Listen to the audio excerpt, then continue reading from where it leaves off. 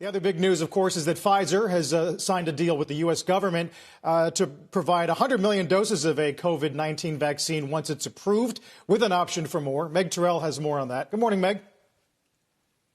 Good morning, Carl. The deal is for almost $2 billion for these 100 million doses from Pfizer and its partner BioNTech.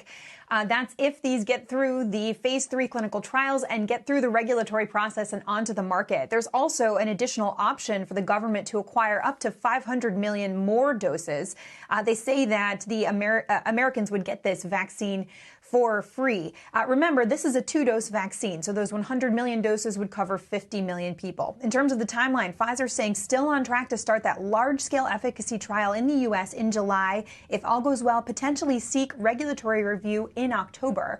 Squawk Box talked with Health Secretary Alex Azar this morning about his optimism on the data that he's seen so far and this deal. Here's what he said.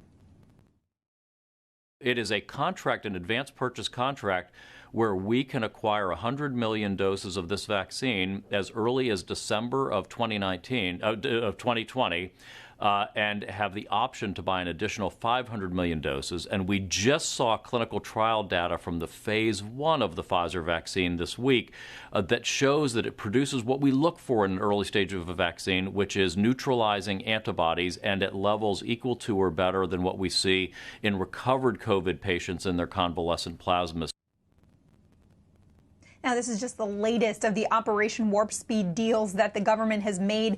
Earlier in July, $1.6 billion to Novavax, another big deal, $1.2 billion to AstraZeneca. Those are a little bit different because they do support development and manufacturing of the vaccines as they are going through the process, whereas the Pfizer deal is only if it gets through regulatory approval, guys, and gets onto the market. Back over to you.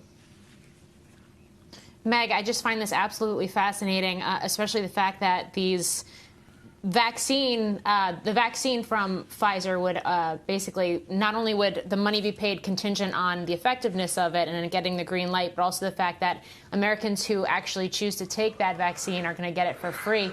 How does it speak more broadly to what we're seeing shake out in terms of pricing right now? I mean, I know we had some of the drug makers on Capitol Hill testifying, and it seems like some are taking more of a almost nonprofit approach, and some of them are looking at this as something that they're going to look to price for profitability.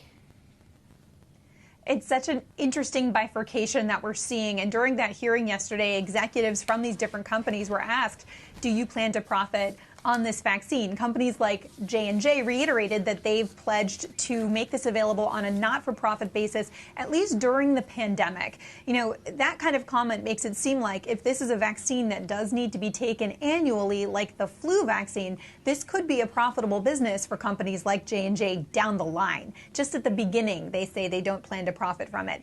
Pfizer's CEO told me at Milken a couple weeks ago they did plan to profit from the vaccine. Now, there's a debate in the drug industry world right now about what the best approach is. We are in a pandemic, so people say, should you profit during a pandemic? Others say you do need to have a profit incentive to make this work happen and to get perhaps better iterations of these vaccines after the first ones come to market.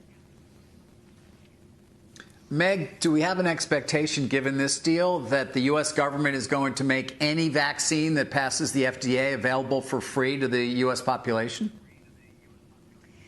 Secretary Azar was asked about that on Squawk Box this morning. He said either free or at an affordable price. So for this one, it will be free, they say. The government will be providing it for free. There is a question, though. If you go to your doctor, will the doctor be billing you for them to give you the shot? So how that actually is going to shake out for what people are giving out of their pocket, we want to learn more details about.